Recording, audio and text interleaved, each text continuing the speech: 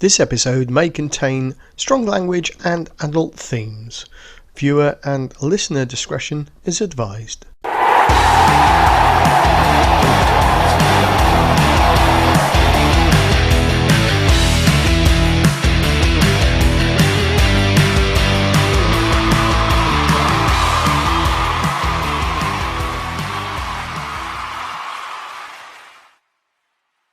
Oh dear. How are you, Pete? I'm all right. Have we finished the Wales bit yet? Yeah, we've done, mate. We haven't started. We haven't started. Oh, fucking hell. We'll The referee, honestly, right? Fucking it.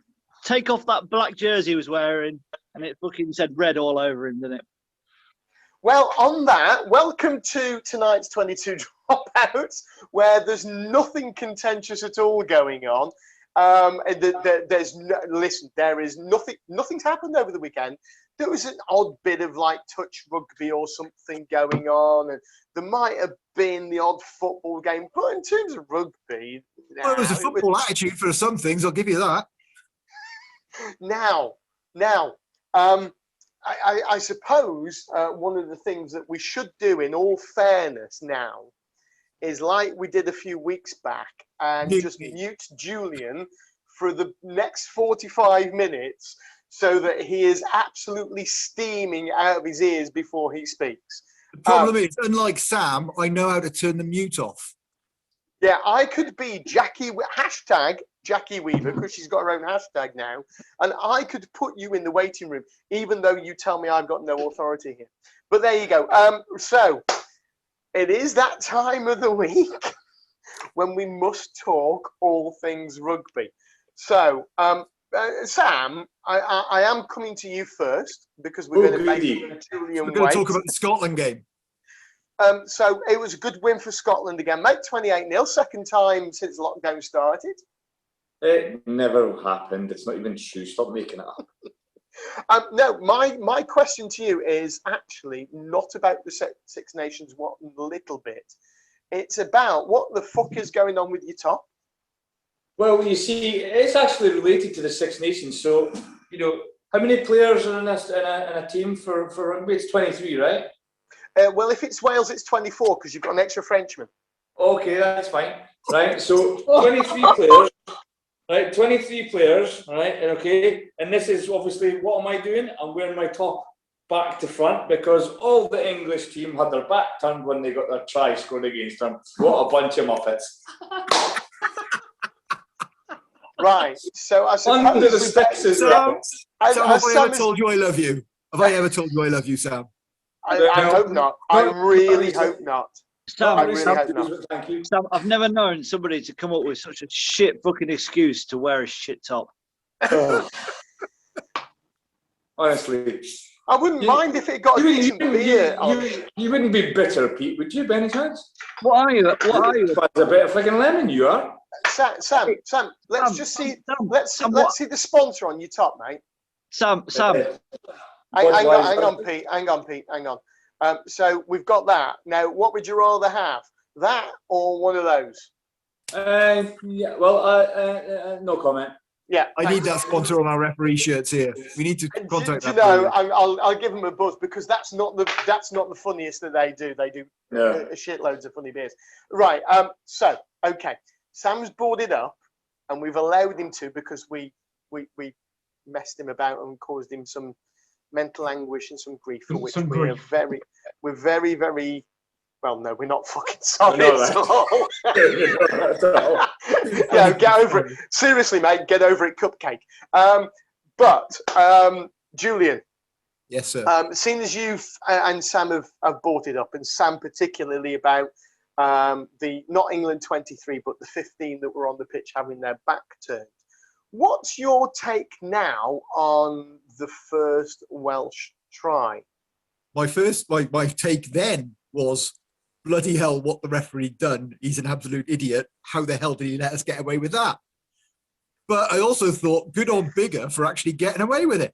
Yeah. Oh, listen, you can't. I think it's the first time Bigger's ever had a referee in his back pocket. I don't think he had him in his back pocket. He just sounded confused about what was going on. don't want to give him the time of day, but for once, Biggers actually had a referee in his back pocket. Yeah, he had him. Depends how many he paper saw notes it. are in that pocket. He was expecting the referee to go, "You're going for a shot at goal because you're in front of the post." So Bigger just turned around and said, "Well, just let me know when the time's on, ref." So the ref put the time on, thinking you're going to go shots. So they'll have plenty of time to reset all the rest of it. And he's booted it in the corner. Bigger turned around to him and went, "Let me know when the time's on." So Pascal went, "Yeah, time on." Yeah. No, there's no thought. He didn't actually say yes, time on. He did. He did. He went up and time on. He did wait a couple of seconds. He waited a few seconds and then just did it anyway.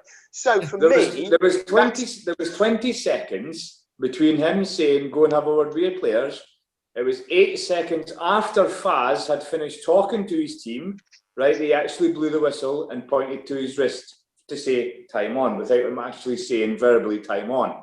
Bigger took advantage of the situation with a perfect kick, the skill level mastermind he is. And you know what? Good on him for taking advantage. Poor on England for not being set in the first place anyway. And the water carriers should be shot for being on the pitch at that point. Yeah, I'm sorry, but the ref. But the Welsh water carriers were on as well. It wasn't just the English water carriers. The Welsh water carriers were on as well. Yeah, the Welsh water carriers were not having a chat though, were they? The English players and the English water carriers were having a chat behind the post still. Let's be honest. They're international rugby players, right? Okay. Faz, does he really need a minute to actually have a word with his players? I think they're all, pro players and they know what the hell is going on, that they're getting penalised something chronic, right? Faz, guys, stop giving penalties away. 2-second conversation. No, they all stand and have a drink under the post in a fucking huddle, like mothers meeting, right? What happens? Bigger takes advantage, bang, try scored. Yes. What I like though is we've seen the attack coach for Wales now is Stephen Jones. And the last time I saw somebody do that and not take the shot at goal and take the quick tap or put it over was Stephen Jones. And I think it was against England again last time. It was years ago. And he literally, instead of we're going for goal, he went, not going for goal, ref, tapped it, ran diagonally and scored. Yeah. And they won. And I think Jonesy said, keep an eye on it. Have a look around for any opportunities like this when you can take that quick kick in close to the try area and to the in goal and go for it. Just have a crack. Yeah. So there's been a hang on. All right, let's just let Sam speak because we wasted 45 minutes of his night a couple of weeks ago. He's clearly not going to give up. So carry on, mate. No, not at all. Not at all. But thanks anyway, Mike. Appreciate that, mate. Twat. Right, so Bigger took advantage of it, right? Okay. At the end of the day, it's a bit of skill level, it done it, and that's it. But there has been a change in the way that players are taking penalties now, especially from about 6 or 7 metres out. Instead of them kicking to the corner or taking a shot at goal, they're taking the quick taps and actually going for the line. They're taking the drives and going for the line. They're actually changing the way that players are playing. And that's the attack coaches doing things differently. Just what Jules is saying. It's our turn now. Okay.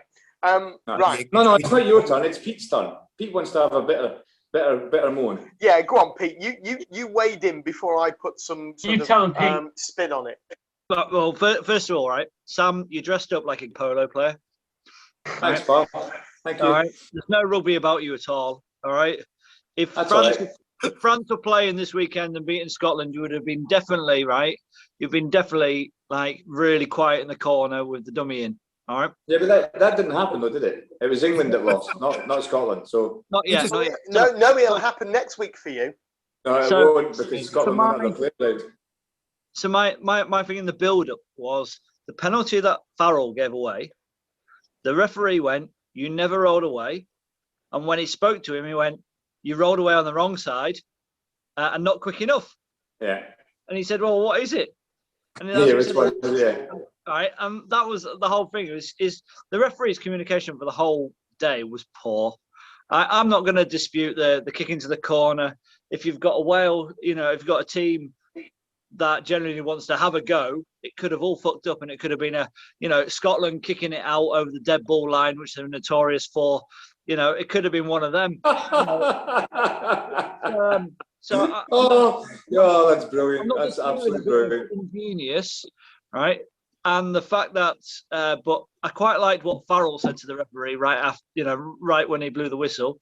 Hang on a minute, you told me I need to speak to my team and how many water carriers on. So was he waiting for the water carriers to go to make that as a key to stop him as a speech? Or, to be fair, I think the referee just completely fucked up. He did, and he's admitted it already. Yeah, well, fair enough. I mean, he's admitted it, right? But he's admitted I it. don't think he had a choice, though, to be fair. I think World Rugby had to make a statement today. And Jute came out today in a statement from World Rugby and said that Pascal has admitted that both of the tries were errors and should not have been tries. Correct. It's done. It's done. It's finished. You can't go back. There's no changing it. But, we often hear this, don't we, in the semi-pro leagues especially, that your mistake in the middle could cost a coach his job, his career at that club. So, we all know Eddie's not going to go fucking anywhere because he's too stubborn, even though we perhaps think he should do, and that perhaps England needs some changes. I quite like Eddie. I thought you might, because he keeps losing against you. I like Eddie. I just think that the world of rugby, the game of rugby is evolved poorly, and not how he wants to play it, if you see what I mean. I think, you mean he hasn't evolved with the way the game's evolved. He wants to do what he wants, and the game has changed. As we've just said about people taking quick tap and go now 6 or 7 meters from the line and trying to batter that defence. A couple of years ago, that was let's just take the 3 points. And that there is another thing about it all is that, Welsh rugby at the moment is just appalling, and they need any silver lining that they can get hold of. He wasn't saying that bloody 2 weeks ago, was he? When it was the Scottish team, was it? When I said about fucking Wales being poor and Sandy was the shining light. Hang on. Can we just, guys? Sam, can you just do that again so I don't have to try and interpret the subtitles, mate? Oh yeah, fair enough. He wasn't saying that last time, was he? When it was Reece Sammy a few weeks ago, when I was on about fucking him being a shining light and all this against Scotland, it was like, oh, you poor miserable bastard, Sam. Well, you are miserable, and there's no fucking line about that. Oh, mate. I tell you, listen, Wales won the game, right? By hook or by crook, they won. That's, at that level, that's what happens. By the largest score we've beaten England by. Right. We've never scored 10 points against England before. Well, hold on. There's 3 scores in that game, Julian. 2. No, there's 3 scores. And one of them would have been a penalty, so you could take maybe 11 points. No. It was England scored 24 points, yeah? All right. Wales scored around about 24 points, and the referee scored the rest.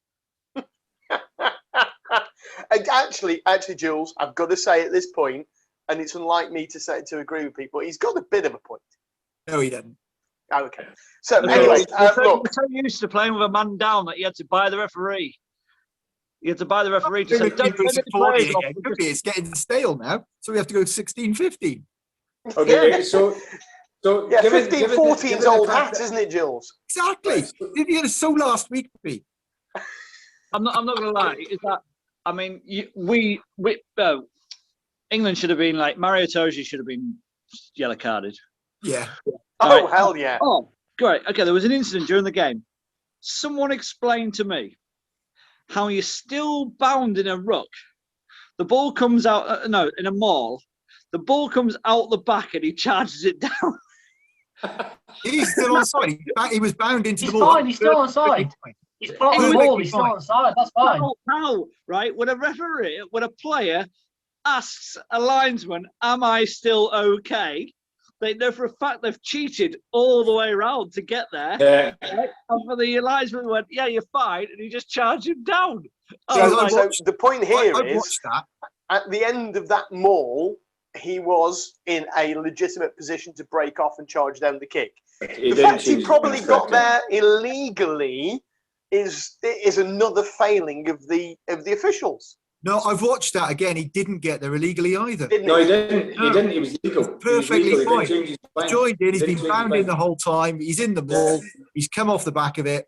play on. Yeah. Nothing wrong with it. He's done well. I'm afraid that's one of the games that I've not watched back yet because I'm. No, he done well. He done well. He could have I've easily been man of the match. To be fair, he had a good game. What for?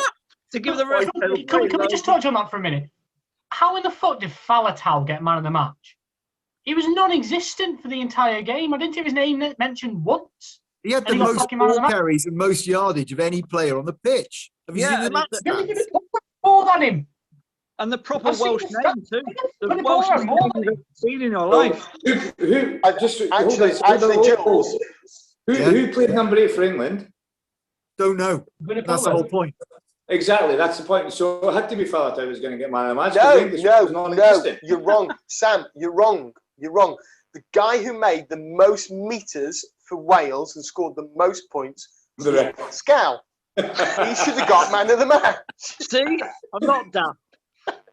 Now, we before we go to the break, we are just going to just put that into a little bit of context and take away some of the emotion, perhaps. Now, I was one of those guys on our social media chat during the game going, well, it's Farrell's own fault.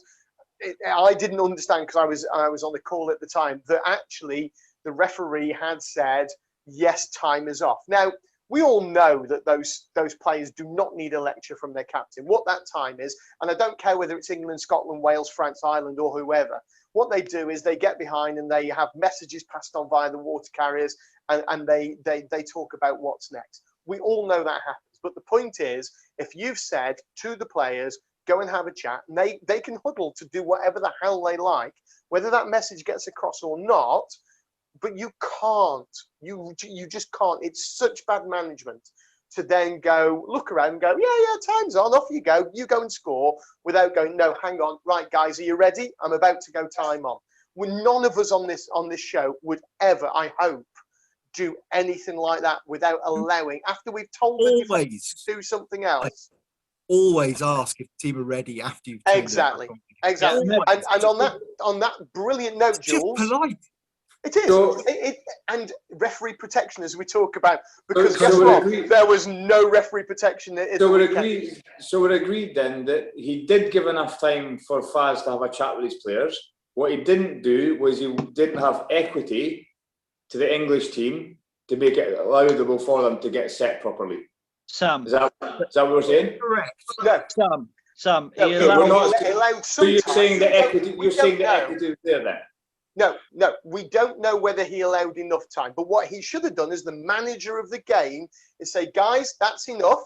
Water carriers off, both sides, please, because both had them on. Yeah. Right, now, are we ready? Time on now. That's what he should have done. That's the equity part then. That's equity.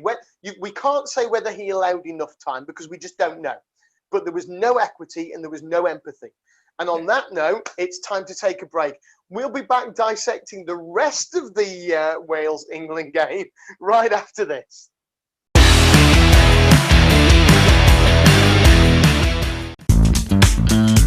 When you need clear and concise match official communication systems, look no further than the brand new Axiwe AT350.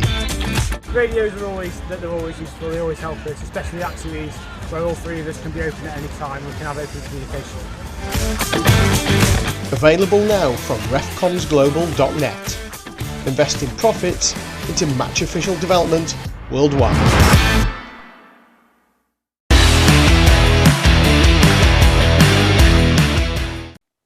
Well, welcome back to part two, where there has been, during the break, some divine intervention. And we are going to go straight to Nazareth, and we're going to see the Lord Almighty Jesus Christ, who is adorning the wall of Jen's apartment. Hello.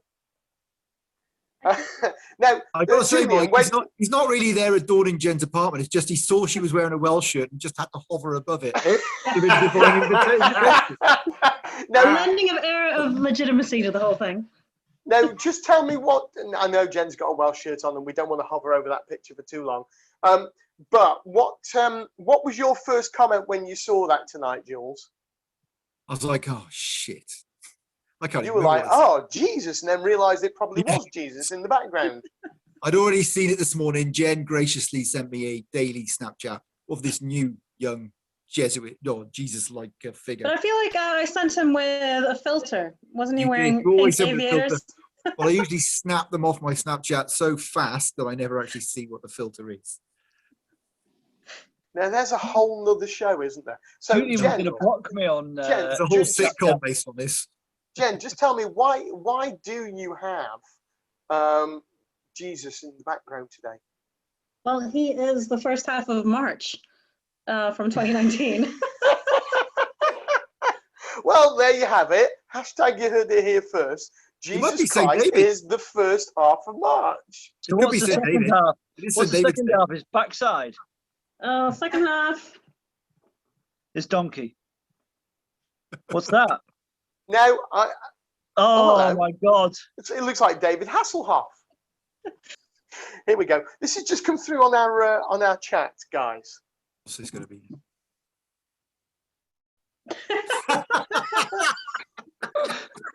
Who's done that?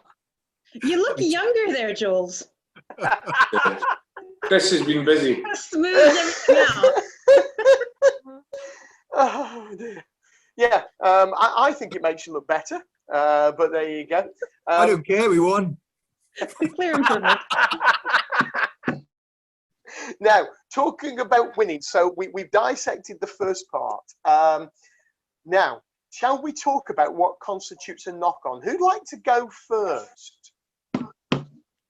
Because Well, Jules, before the show started, you got a huge amount to say about this. So I think you should describe a knock-on to us now. A knock on. Okay, it goes. You lose possession and the ball travels forward. yeah, and it has to And touch it's out not- the ground. It's not regained. You don't regain possession of it, and before it hits the ground, and the ball Or- hits the ground, or another player. Or opponent. Yeah. So the ball travels forward is the contentious argument about this one. However, it does travel forward from his hand, and World Rugby have clarified this now. It's traveled forward his hand, therefore it's a knock-on. End of story. Hit the back of his leg doesn't matter, even though it bounced backwards off the back of his leg. Yeah, Correct. but it didn't, but it went forwards and hit the guy's back leg, Yeah, and made then the bounced ball, backwards. and then made the ball go backwards. Yeah, But not as far as it actually went forwards. Doesn't matter. It Yeah. went forwards. And it I doesn't love- matter. It's forwards and hit something. It's the main thing now, and that's what World Rugby have cleared up. It's gone forwards off his It hand. went forwards. It went And he forwards, hasn't- and that's it. And it's And not where regathered is it. this? And where is this clarification from World Rugby? It was on the Joel Juta came out with it this way in the press, so it hasn't actually been a clarification because nobody sent the question in yet. Yeah. To be fair, mate, I don't think anybody does need to send the clarification in because the law is very clear. If it goes It's not, forward, it though. must be regathered before it.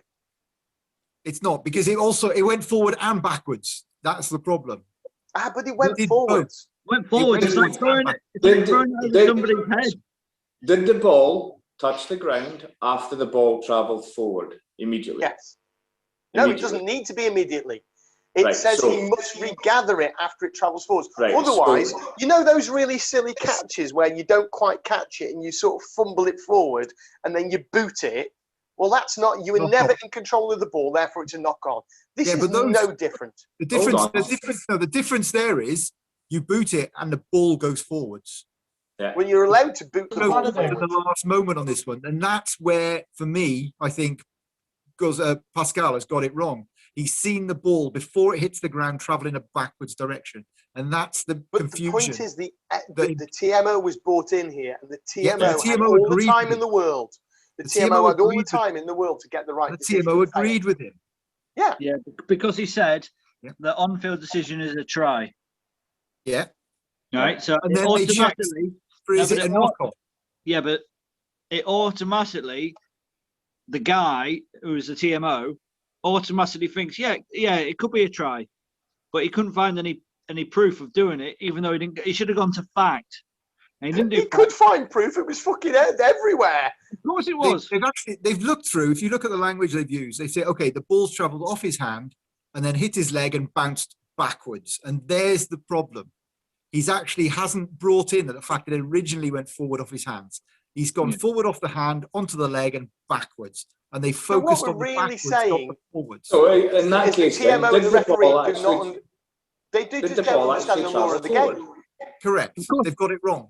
They've misinterpreted that law because it's not clear, because the ball has gone at some point backwards. And the law isn't clear that it has to, if it travels forward off the hand, even if it travels backwards at another point off that player, there's the slight misinterpretation, I think. And just I don't think the law isn't clear. I got think Wales 7 points, and I'm very happy about it. Yeah, I mean, you're right. It's been misinterpreted. I don't think you're right when you say it's not clear, because I think it is. The ball has travelled forwards and has not been regathered. If it was clear, an international referee would have got it right on the day. The TMO would have got it right on the day, and I wouldn't have thought he was right. He might be right there. I wouldn't have had that opinion even slightly. Even Louis Rees-Zammit knew he was wrong. I was a little bit like this on the day. Why did most of the Welsh players think it was a knock-on? I thought it was a knock-on. Because it was. Because everybody in the When world. I looked at the replay, however, I questioned it. The problem is that when we wake up in the morning, it says Wales 40 and England 24. I know, it's beautiful, isn't it? No, it's not. I used it for shit paper. All right. So that was fucking disgusting, wasn't it? How many other games have we had mistakes like this in the past? Loads of them. Christopher, you make really great fucking TV with the black screen. He's frozen. My screen isn't black for me. He's frozen. Is this going to turn into Wayne Barnes' So are we saying then, because 2021 version? Anyway, are we going to? Can you see me now? Christopher, trust us. This you really are just a little black dot. No, it's not. It's you. Anyway, I think it's about time we moved on from that. And I showed you something else which will make you chuckle tonight. Thank you, Christopher. I love you to bits, you wanker. Right, I haven't seen it yet. That is an improvement, to be honest. Yeah, actually, it's not bad. Yeah, I think I'm going to show your baby photos next, Chris. Sorry, mate. Hold on, I'm finding something. Oh, I bet you, no, we don't want to see that. This is a kids' show. It's a family show. Do not show that. You look so much better now. You see, isn't that? Hang on. Let me put that on the screen. So look, isn't that so much better than looking at Pete? It's kind of dodgy when he keeps diving down there, though. Oh God, no! Take that off. Take it off. Take it off. I can't do that. Jen, you love it when everybody dives down. Not you and Mike is not no. Not doing it for me. So carrying on with. Before we have to go to another break, let's finish with this bloody debacle of a Triple Crown and Wales win. Jules. I like the when you said Wales win. Can you say that again for me? No. You might get it once a year. Now, Jules, because we know that you probably watched it 4 times and the rest of us just haven't, can you just go through any more particularly grand moments during the game? Which one? The quick tap for the try, where England weren't paying attention again? Now, that's a good one. That's a good one because we weren't. And we can't blame anybody else for that one. I mean, to be fair, I didn't think it was a penalty in the first place. I'm not going to lie, but there we go. Okay, again, don't care. We got it. I can't remember what it was for, but I looked at it and I went, "There's no fucking way that's a penalty." Tell you what, the way that England I have to say, right, a couple of things. First of all, some of the penalty decisions for both teams were a bit weird. They were not consistent. Secondly, the moment that Owen Farrell came up behaving like a 7-year-old, and a 7-year-old footballer at that point, there was no way Pascal was going to listen to him, and absolutely no way he was going to listen to him for the rest of the game. But I feel like he does that all the time now. They had a bit of a laugh and a joke later on in the match, so I think Farrell got him back on side later on. Yeah, no. We've all been there. You've had an obnoxious twat of a player or a coach say something to you, And you can have a joke with him later, and he can come back and pretend and go, "Oh, you know, everything's all right." But deep down in your head, you know he's still a twat and he's not getting away with murder. And that's what referees are like. So let's put that out there. Referees are human beings. We like to be spoken to in a professional, courteous way, and we'll do the same back. But you will hold grudges. Having it. We don't hold grudges, though. We can't hold grudges. Well, for 80 minutes, you'll hold a grudge. Pete, you've been at the Warsaw Rugby Festival. I still remember playing and I think Tim told us a few months ago, about one of the players when I was playing for Vienna. And he scored the winning try in the final. I still had a grudge, but I wasn't not going to bloody give the try. You don't hold it for the game. So there's holding grudges and there's being an absolute bastard. Yeah, I was going to say there's a big difference. And you can hold a grudge against a player and any minute little thing they do, but if they do something clear and obvious that you have to give it, you begrudgingly have to give it. Yeah. And you've got to sometimes go, do you know what, that was pretty bloody good. Yeah. Even though you don't like them. Chris. Hello. What's it like as an Englishman wearing a Lions top, mate? You know, I just thought that today we all needed to embrace. We needed to embrace the United Kingdom in us. We're not England, Wales, Scotland, Ireland, but the United Kingdom this weekend. I'm glad you're wearing the Lions top, mate, because that's the closest any English person's going to get to wearing the Lion this year. Sam. Maybe Hog. Hey, Sam. Sam's having a good night tonight, isn't he? He's on fire. Jesus. Well, we'll see when the selection comes back, because we're going to come back to this show. I tell you what, honestly, they'll still have the closest the English get to it. They'll still have more players than bloody Scotland. It's not yeah, well, do you know what? The good thing is, at least Eddie Jones isn't picking the fucking Lions team, because then it would be a shit show. Thank God it's Warren Gatland. Have you seen that in an unprecedented move, Eddie Jones has already named his team for the game in a couple of weeks' time? It's the exact same 15 as it was this week. It's the exact same subs as well. So the same as it's been all fucking tournament. You can already predict the fucking lineup. Do you know, I don't know whether he's taking the piss or whether he's actually telling the truth. Yeah. And that's the sad thing. He could be telling the truth, and it could well be the case. What's the point, right? What's the point in stealing good English players from the Premiership, taking them from the club, and leaving them just fucking wasting away as reserves when they could be out there getting more rugby time? But instead, they're sat watching a shit game. What's the point if you're not even gonna blood them? Not even against Italy. What's the point? But Wales and Scotland have had that predicament for a long, long time. You know. Sam, let him have his say. Let him have his say. We know he's only going to cry if he doesn't. He's already done enough crying. When the Lions squad, all right, is announced, and there is more English players and Scottish players in that team. Which there will be. Yeah. Well, there's only like 10 Scottish players, but there's like 400 English ones. Yeah. So it's pretty good numbers. Yeah, but that doesn't matter if we're going off the if we're going off the Six Nations. I think there might be a few surprises. 2 weeks ago, I say 10 Scottish players. That doesn't include the South Africans. So 2 weeks, Pete. 2 weeks ago, you said that Scotland would get absolutely humped from France before they called off the game, right? Okay, absolutely demolished.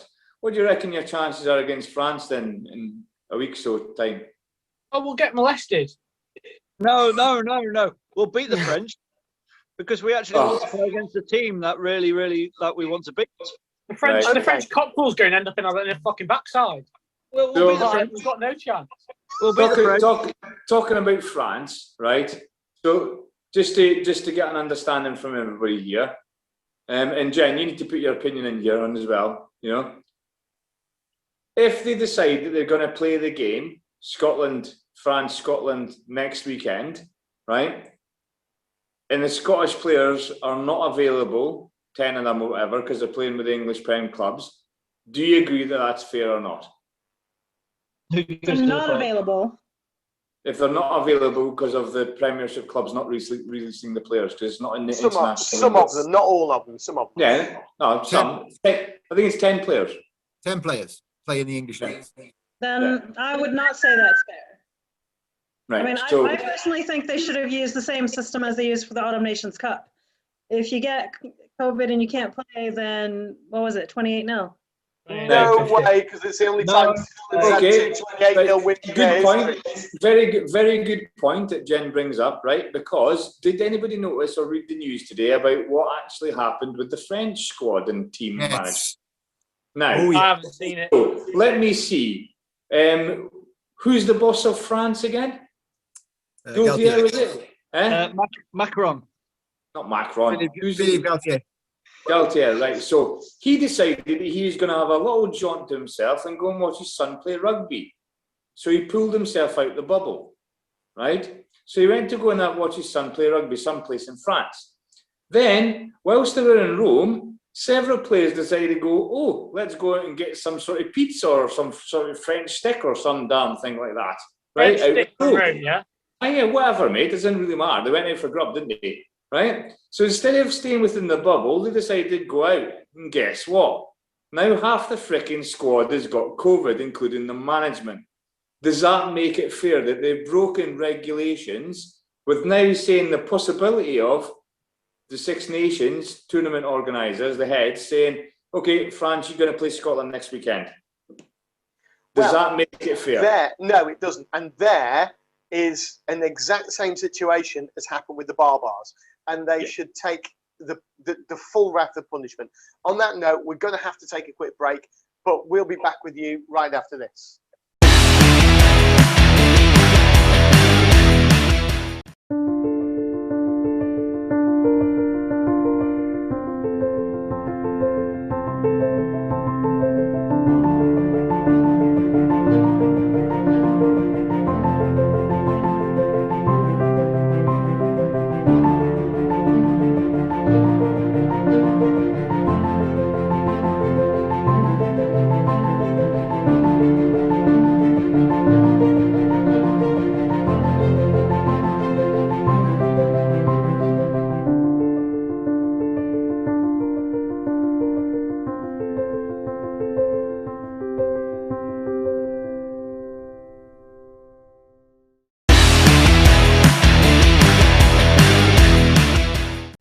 So welcome back to part 3, where well, I've got to say it is a post-mortem for England rugby. It is not just a post-mortem.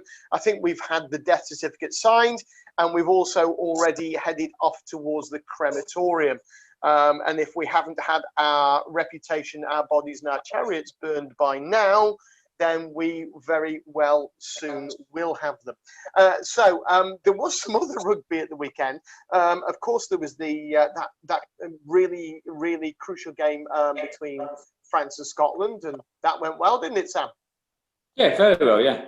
Non-starter. Yeah, thought so. Did you win? Or did... No, I think it's more you didn't lose. Not yet is the answer, Sam. Not yet. only when Six Nations say it's 28-0. Yeah. So what's your thoughts, guys? Is that going to happen next week? Is it going to happen in a few weeks' time? What do we reckon? What happened next week? I reckon it'll happen when, as soon as the clubs can organise something with the English Premiership, an open window, they'll make it happen. But before that, dependent on other results, it then again leaves the Championship on fucking tenterhooks until whenever they decide to sort November, like we did last time. Now come on, we'll get the Grand Slam and it won't matter.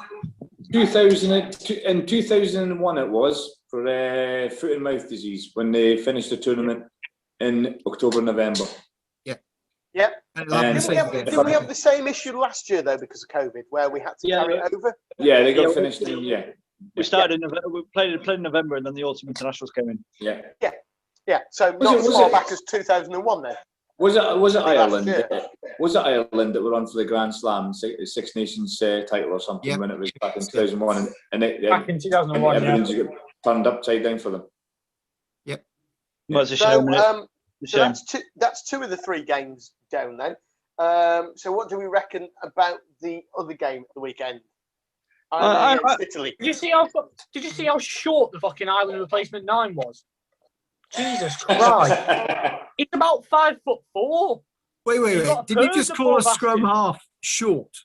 Aren't they all, I with know. the exception of maybe Mike Phillips, they're all that high. No, but like genuinely, this bloke was fucking small. Like, No. Right. Okay, did you notice anything about his rugby skill or just how short he was? no, he was a typical 9. Did he have a Threw his pointy arms up hat? in the air a Or lot. was he shouting to be sure all the time? Is he sure it was at Leprechaun? So we've had blatant homophobia and no blatant racism from Pete. So We're not against dwarfism. We just like fucking like a scene out of Wolf of Wall Street. Pete, you're censored at this point. In fact, I'm going to make sure that there's a censored mark across you for most of the show. I didn't watch. I watched a little bit. I saw Italy scored a good try, Yeah. and then They did. Ireland went down the pitch and scored an identical try to what Italy had just scored, with a little cut through and a little offload. Then I got a little bit bored, and then I went out and walked the dog. I was going to say, I was completely and utterly unimpressed. I was bored throughout the whole game. So much so, I actually did the dishes. I watched the Loughborough women's game. You probably saw a better game than we did. That's a more sexist remark than I've ever done. What is? The fact that they played better than Ireland? No. Oh, yeah. Why is that sexist? Whoa. Why is that sexist? I always do the dishes. Do you? Yeah. Is that because you can't cook, won't cook? I cook and I wash the dishes. So that my wife can sit in the lounge and put her feet up after a day's work. So fuck you. That's shut you up, hasn't it, Pete? Anyway, back to rugby. I mean, to be honest, he's just the most whipped individual I've ever met in my life. That's why he does it. It's nothing to do with like letting his wife put the feet up. It's because if he doesn't do it, it don't get done. So he knows he has to. What, are you saying that you've got a lazy mum? Yeah, he has, but it's not my wife. So Michael Mulroy is the most whipped human being I've ever met in my life. Christopher would not be saying this if he wasn't muted right this moment 11 miles as the crow flies that way. Because if he was here or upstairs in his room here, you'd hear me stomping upstairs and punching the fuck out of him. I'd hear Claire stomping upstairs and punching the fuck out of me. Actually, yeah. She'd probably punch you harder than I would. Yeah, exactly. Yeah. So would you repeat it in front of her? Fuck no, I've got more sense than that. Okay. So don't say it on telly because she might watch it. You never know. I said that you're the most whipped human being in the world. I didn't say anything bad about Claire. My only question is, does Claire own a whip? Do you know? I don't want to know. Right? I don't want to know. Move on. He's actually going to I'm going out. How to take the young boys down with one short sentence. Right.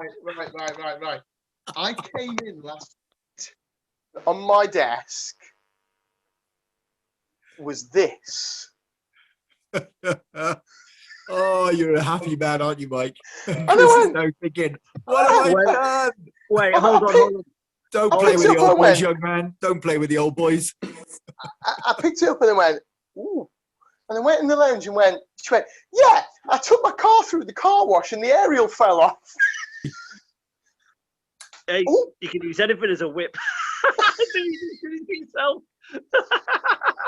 I just like the way that you found whatever it was on your desk, aka what you thought was a whip, with a note under it going, if you don't do the dishes, you're getting this.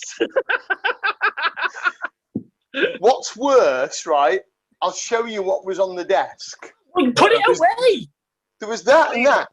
She Kleenex. put a receipt. No, she put a receipt on my desk with what I thought was a whip. I tell you what, then we're going to go round the table now. What's the scariest thing you found on your desk in the last week, Julian? Nothing really. Okay, Jen. Nothing. Apart from we know with the scary things that appear over your left shoulder. What's the weirdest thing somebody has left for you ever? Because it can't be this week because nobody's in fucking work and you're out of work. Although this week I noticed that, in fact, we'll take a look at this right now. So, Jen, you used to work for Specsavers, didn't you? Would you have answered that Specsavers question like that on Twitter? The one where they were asking who everyone. Yeah. I thought that was brilliant. I thought it was brilliant. I thought they did really well there. So, Jen, what's the funniest, worst thing, scariest thing, naughtiest thing somebody's left on your desk? Nothing naughty that I can think of. Not even a stain. Well,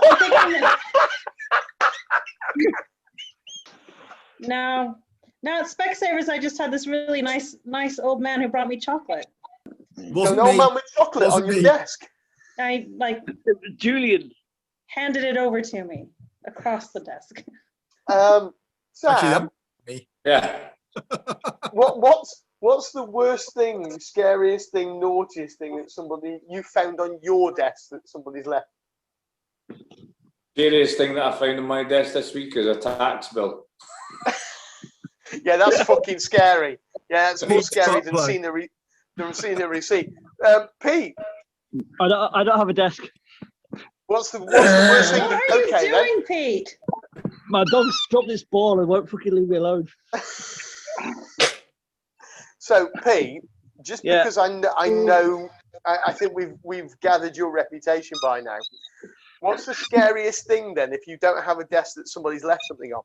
Can't believe you asked. What's the weirdest thing one of your conquests has left behind in your place? My mum's Snapchat.